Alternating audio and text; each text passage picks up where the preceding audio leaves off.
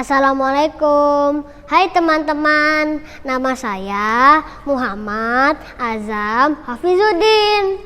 Saya sekolah di Sekolah Alam Karawang. Umur saya 11 tahun. Hari ini saya akan menceritakan asal mula Selat Bali.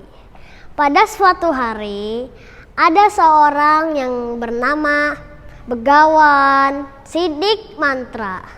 Begawan memiliki satu anak laki-laki yang bernama Manik Angkeran.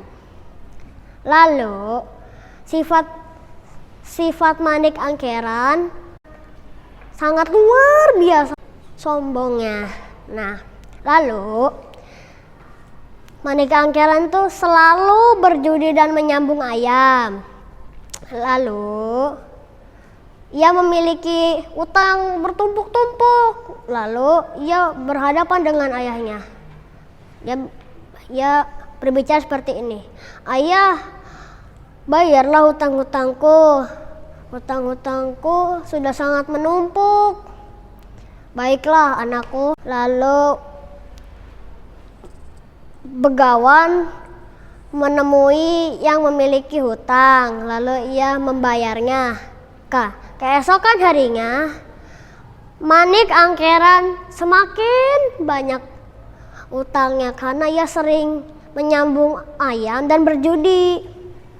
Lalu sang ayah pun sangat marah. Kamu tuh ya cuma bisa ngabisin duit bapak, kerja kek gitu. Lalu sang anak pun tersedih-sedih. Lalu, bagaimana dengan utangku ayah?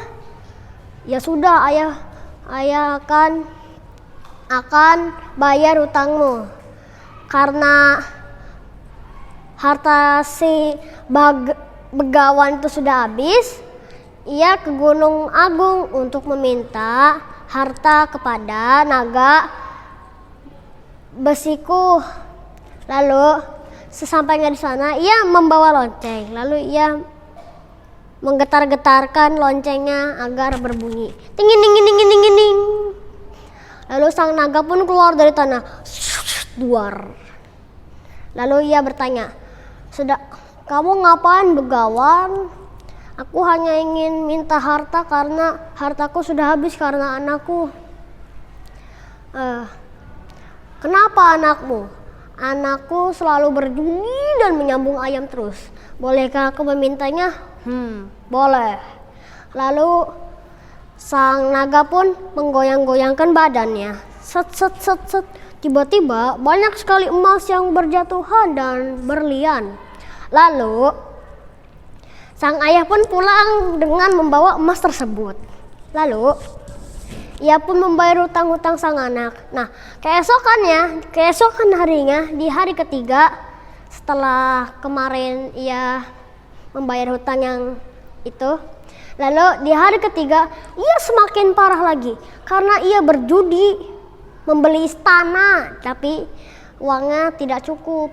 Lalu ia ingin dibunuh sama yang jual istana. Lalu Begawan pun sangat kesal.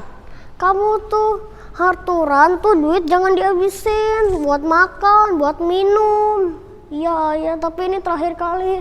Aku soalnya mau dibunuh. Oke, ini terakhir kalinya ya. Lalu sang ayah pun ke Gunung Agung untuk meminta harta kepada naga bersudi. Lalu sang naga pun menggoyang-goyangkan badannya lagi.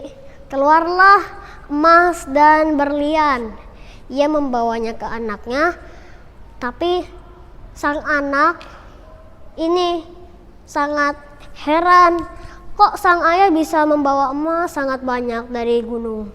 Lalu ia bertanya kepada sang ayah, Ayah dapat emas dan berlian itu di mana? Kamu tak perlu tahu. Udah, nih uangnya bayar ya. Ya, setelah lunas, keesokan harinya ia mengambil lonceng sang ayah. Lalu ia pergi ke Gunung Agung dan dia menggoyang-goyangkan loncengnya. Tiba-tiba keluarlah sang naga. Naga bersikuh. Lalu sang naga bertanya, "Kamu sedang apa di sini?" "Aku adalah anak begawan. Aku ingin meminta harta." "Kau pasti berjudi lagi ya?" "Tidak. Ayahku sedang sakit." Ia pun berbohong, berbicara karena dikira ayahnya itu sakit. "Oh, ya sudah, ini." Lalu naga pun mengeluarkan ekornya dan menggoyang-goyangkan. Nah, lalu Manik Angkeran pun mengambil keris. Terus buntutnya diserang. Tos! Hilanglah, buntutnya putus. Nah, lalu karena ia tergiur oleh emas yang ada di ekor sang naga. Lalu ia pun membawa lari. Lalu karena ada jejaknya, sang naga pun membakar Manik Angkeran. Lalu sang ayah pun gelisah, amat gelisah karena anaknya kok nggak pulang-pulang gitu. Lalu ia pun bertanya kepada naga bersikuh, "Naga, apakah kau melihat anakku? Anakmu